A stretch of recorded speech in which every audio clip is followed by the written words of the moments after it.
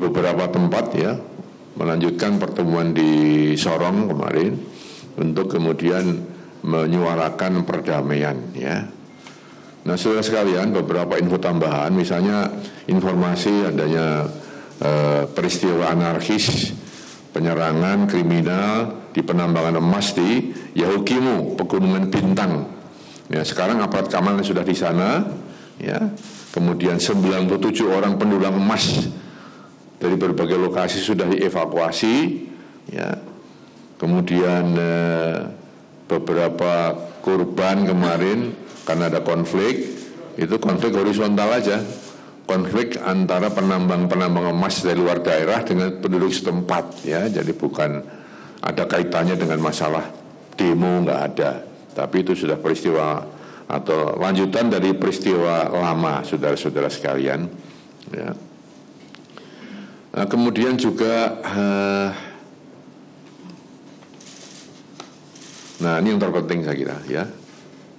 Oh ada beberapa hal ya. Tentang penetapan Veronica Koeman sebagai tersangka. Sekarang sudah kita tetapkan sebagai tersangka. Ya, saya kira sudah viral toh apa yang dia ucapkan sebagai provokasi menghasut untuk terus melaksanakan perlawanan, melaksanakan demonstrasi anarkis ya, telah dijadikan tersangka. Ya, menetapkan ya di Polda Jawa Timur telah menetapkan Veronica Koeman, WNI kelahiran Medan, kuasa hukum Komite Nasional Papua Barat KNPB dan Aliansi Mahasiswa Papua AMP ya. Ini sekarang sedang diburu oleh Interpol ya, karena berada di luar negeri, tapi sudah tersangka ya. Dia disangkakan pasal 160 KUHP serta Undang-Undang ITE tentang penyebaran informasi bermuatan sara. Ya, ini sudah pasti ya. Nah, kemudian kemarin juga masih ada pertanyaan-pertanyaan, dan tadi pagi ya saya sudah mendapatkan laporan dari Pak Kapolri, dan Pak Kapolri sudah menyampaikan ke publik ya, bahkan benar bahwa Saudara Beni Wenda, tokoh United Liberation Movement for West Papua, ini betul-betul terlibat ya dalam aksi-aksi demonstrasi anarkis itu ya. Dan memang kemarin ditanyakan teman-teman sekalian, statusnya apa sih Pak?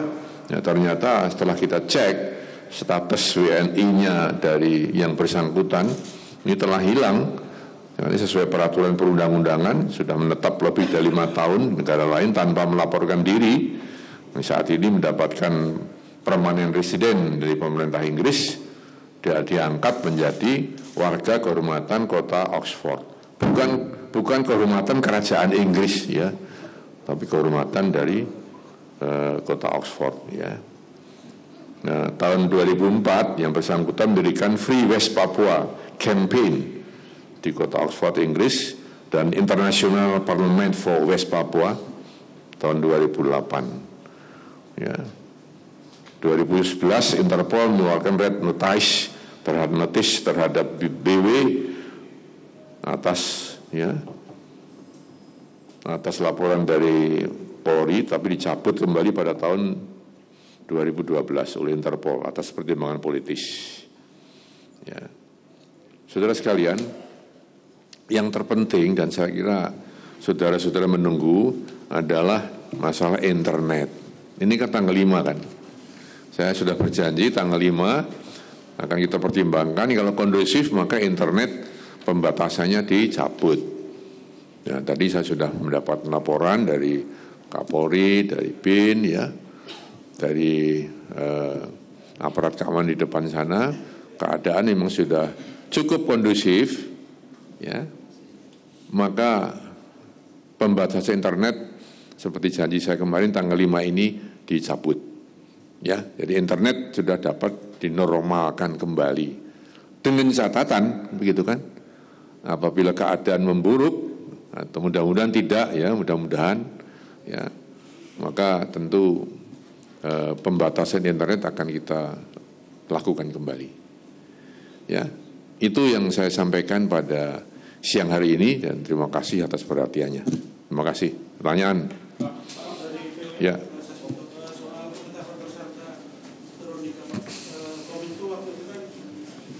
sudah meminta maaf kalau tweetannya Veronica bukan hoax. Dalam artiannya sudah nggak usah didebatkan, saya tersangka, udah. Udah tersangka. Kapolri telah menyampaikan ada 2 aktor lokal, Pak. Ya, tadi kan sudah saya sampaikan. Tunggu. Ya, tadi kan pasal yang dikenakan kan 160 KUHP serta Undang-Undang ITE tentang penyebaran informasi bermuatan sara.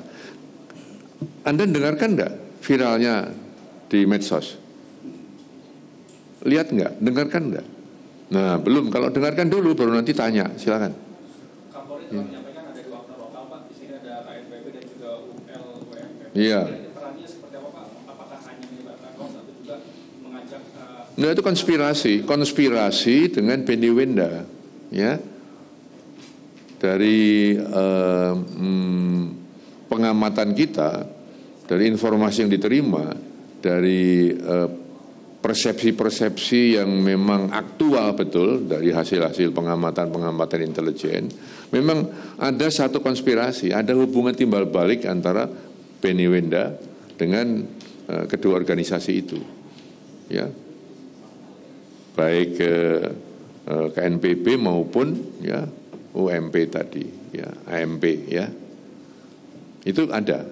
Jadi bukan mengada-ada, tapi ada. Karena ada, maka kemudian Kapolri lapor kepada saya juga bahwa ya itulah yang kemudian mendorong terjadinya terjadinya satu demonstrasi yang anarkis, ya, udah jelas sekali kok, ya. Sehingga terjawab ya sekarang adanya campur tangan luar dan dalam itu, ya. Bapak, apakah ada update kondisi terbaru di Nome yang ada di Puncak di Papua? Kemudian sudah berapa orang yang ditetapkan sebagai tersangka dalam kasus makar? Karena baru ada informasi 32 adanya. Ini tadi saya sampaikan secara umum, saya nggak satu-satu. Kalau satu-satu nanti itu jumlahnya wilayahnya luas sekali. Ya, tiap kota itu mungkin kira-kira 32 tempat saya mengumumkan satu-satu. Secara umum saya katakan kondusif. Memang beberapa tempat masih ada ancaman demo lagi susulan. Beberapa tempat masih ada rencana demo kembali. Tapi saya sampaikan kembali tadi bahwa sebagian masyarakat sudah melakukan satu upaya untuk berkoordinasi untuk menyebarkan semangat perdamaian, ya, sehingga dengan semangat itu mudah-mudahan rencana-rencana demo, rencana anarkis itu bisa batal atau bisa urung, ya, tidak dilaksanakan. Silakan lagi satu. Ya. Terkait konspirasi Bapak sebut tadi antara Benny Wenda dan 2 organisasi mahasiswa tadi, bisa dielaborasi lagi nggak kira-kira peran dari pengurus dalam negeri dengan Benny Wenda yang di luar negeri jika menciptakan kerusuhan yang Ya nggak perlu lah, ya. Namanya konspirasi itu kan banyak cara, ya. Konspirasi itu kan ada persamaan mindset, ya, kemudian adanya rencana-rencana yang ya menyangkut masalah waktu, masalah kapan dilaksanakan demonstrasi, lalu mana yang harus anarkis, mana yang tidak, ya. Direncanakan sekarang akan ada lagi hal-hal yang menyangkut mengacau perkotaan, itu semua ada semua, ya. Ada buktinya, tetapi kan kembali tadi tidak semua informasi untuk kepentingan operasional, ya, tentu tidak kita sampaikan ke publik, ya. Tapi percayakan bahwa aparat keamanan itu maksimal, ya, untuk mengamankan, ya, masyarakat, mengamankan lingkungan kehidupan Papua Barat, dan itu semua kepentingan, ya, integritas wilayah nasional kita, stabilitas nasional kita. Maka kami mohon betul teman-teman wartawan, ya, masyarakat, ini kan tugas kita bersama, ya, mengamankan negeri ini, menstabilkan negeri ini, mengamankan Papua Barat, mendinginkan situasi di sana, ya. Untuk apa? Untuk kepentingan kita bersama, untuk kepentingan pembangunan nasional. Kalau pembangunan berhasil, maka ya hasilnya tentu akan dinikmati oleh bangsa Indonesia. Tapi tidak mungkin membangun sambil rusuh, pasti. Nggak mungkin membangun sambil kita bertengkar, konflik. Itu saya sampaikan. Maka pertama-tama memang Presiden pun mengarahkan, ditenangkan dulu, sabar, tenang, selesaikan dengan dialog, ya, persuasif, edukatif, kompromis. Kalau sudah tenang, ya, kembali kondusif, baru kita mencoba apa sih salahnya kemarin, apa sih yang belum terpenuhi. Apakah ada yang mandek program-programnya? Ya, mana yang programnya ditilep di tengah jalan? Itu semuanya kan nanti bisa diselesaikan. Tetapi utamanya sekarang damai dulu, dan ini betul-betul kami mohon ya partisipasi seluruh komponen masyarakat Indonesia, termasuk teman-teman wartawan. Ya, maka kalau ada berita-berita yang aneh-aneh, berita hoax, menghasut, berita provokasi, ya sebaiknya nggak usah kita sebarkan, nggak usah kita tulis, ya begitu. Silakan. Tadi soal dialog, ini Komisi HAM Tinggi PBB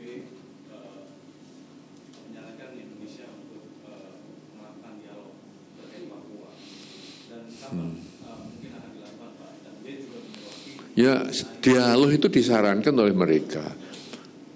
Presiden sudah dialog, saya sudah dialog. Sekarang Kapolri, ya, Panglima TNI ke sana dialog. Jadi sudah dialog, Dik, ya. Bukan belum dialog, sudah, ya. Tetapi dialog dalam keadaan ribut-ribut seperti ini, ya, itu kan fokusnya kan berbeda. Ya, kalau ribut-ribut ini dialognya fokusnya adalah ayo kita damai, ayo kita tenang, ayo kita kendalikan ini dengan baik, ayo kita bersahabat kembali. Tetapi kalau sudah ya kita damai, sudah kondusif, dialognya sudah meningkat pada hal yang lebih ya lebih penting, yang lebih menyangkut hak-hak dasar ya kehidupan masyarakat di Papua dan Papua Barat. Begitu loh kira-kira. Kalau soal HAM PBB menyarankan dialog, nah kita kan sudah musyawarah mufakat. Ya. Ya. Budaya kita budaya musyawarah mufakat, dialog, bicara, begitu. Ya, Dek. Ya. Saya mau Pak kalau untuk tingkat keamanan wisatawan asing dan wisatawan lokal seperti apa yang dari luar Papua, Pak? Ya. Apa sudah boleh bebas ke sana atau Belum, masih dibatasi dengan syarat-syarat tertentu. Kalau sekarang kita bebaskan, Anda jamin nggak bisa membedakan antara provokator dengan wisatawan, bisa nggak? Nggak bisa kan?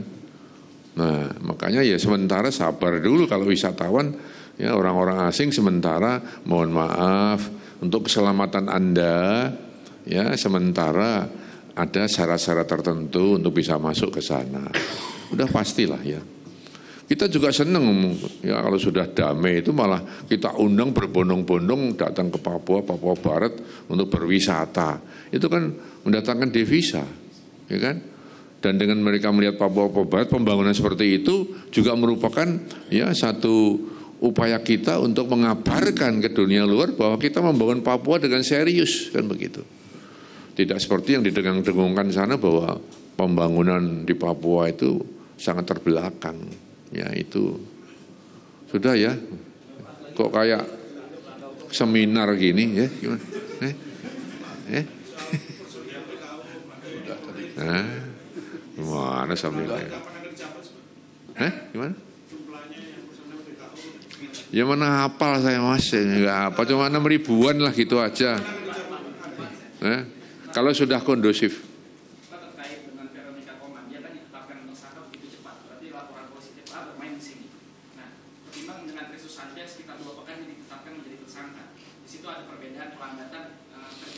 Ya enggak pelambatan. Polisi kerja pas ngikuti enggak? Kan enggak ngikuti, saya pun enggak bisa ngikuti. Saya enggak bisa mengklaim kamu terlambat kamu. Berarti kamu enggak adil. Jangan begitulah ya. Kita percayakan aja pada polisi. Ada yang lambat karena cari buktinya susah. Ada cepat karena buktinya gampang, ya. Pak, lantas Veronica Komun itu ditersangkakan karena cuitannya. Tapi Kominfo juga pernah menyebut ada hoaxnya Veronica itu dengan cuitannya Kominfo saat itu yang bilang kalau Veronica itu menyebarkan ada yang dipukul bisakah aparat khususnya Polri ini juga memeriksa Kominfo dengan tuduhan hoaks saat itu, meski sudah meminta maaf kepada Veronica Komnas? Ya nanti saya bicarakan, gampang aja. Ya. Kalau waktu itu ceritanya si Veronica kan tulisnya penangkapan, tapi sama Kominfo ditulisnya penyelidikan Pak, kemudian di stempel box. Si Kominfo udah. Ya namanya salah tulisnya dibetulkan aja, nggak usah ribut. Ya terima kasih. Wassalamualaikum warahmatullahi wabarakatuh.